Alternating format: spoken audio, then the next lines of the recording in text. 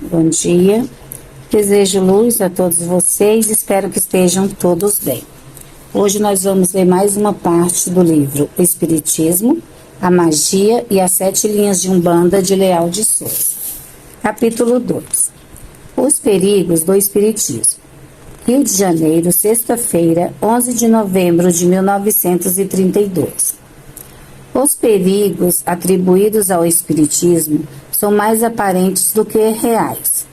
A perturbação ou desequilíbrio nervoso causada pelo receio de ver fantasmas desaparece com a frequência às sessões, nas quais o trato com os desencarnados habitua as manifestações de sobrevivência da alma, respondo-os na ordem das coisas naturais.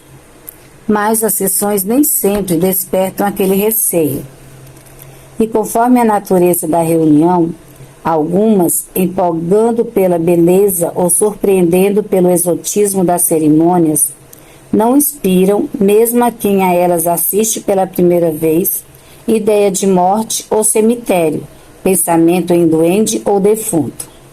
Em relação à loucura, não conheço um só caso determinado pela frequência de centros espíritas. Conheço, é exato, numerosos casos de loucos que, tendo sido levados às sessões, não ficaram curados e foram internados nos hospícios como sendo vítimas do espiritismo. Desprezaram-se para isso todos os antecedentes para dar realce com ânimo combativo ao efêmero contato desses doentes com os médicos. Não se deve confundir a loucura com a obsessão. A loucura é consequência de uma lesão ou a resultante do desequilíbrio de funções orgânicas. A obsessão é, por diversas fases, a ação de uma entidade espiritual sobre um indivíduo encarnado, visando prejudicá-lo. Essa influência começa por uma simples aproximação que se torna lesiva pela qualidade dos fluidos lançados pelo agente sobre o paciente. Passa depois à atuação, e a inteligência deste se ressente das sugestões daquele, atinge com frequência a posse e que, obsedado, se submete a um domínio estranho, e não raro a sua personalidade se afunda e desaparece, sendo substituído no corpo, sem ruptura dos elos essenciais à existência material, o seu espírito por outro espírito. A obsessão, que se confunde com a loucura, não é determinada pelo espiritismo, e só o espiritismo pode curá-la.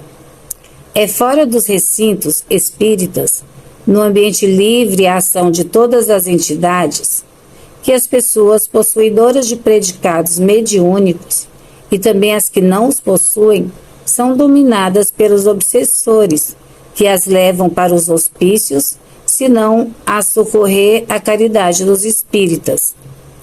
Essas pessoas fazem leituras espíritas no isolamento e, sofrendo o abalo que lhes desperta forças psíquicas adormecidas, sentem angústias, anseios, perturbações aflitivas. Mas, para esse estado, há recursos de eficácia quase imediata. Em algumas sessões, quando se intensifica o trabalho de natureza fluídica, os indivíduos que se iniciaram nelas experimentam, segundo a própria constituição, uma sensação esquisita de mal-estar. Porém, os trabalhadores do espaço, e mesmo os da terra, facilmente os acalmam, harmonizando-lhes os fluidos com os do ambiente. Alarmam-se as famílias, observando a agitação dos doentes espirituais. Nos dias em que devem comparecer às sessões, mesmo quando ignoram que vão assisti-las. Isso representa, exprime, a reação das entidades que as molestam, empenhando-se em impedir-lhes o acesso a um lugar onde elas serão reprimidas e afastadas.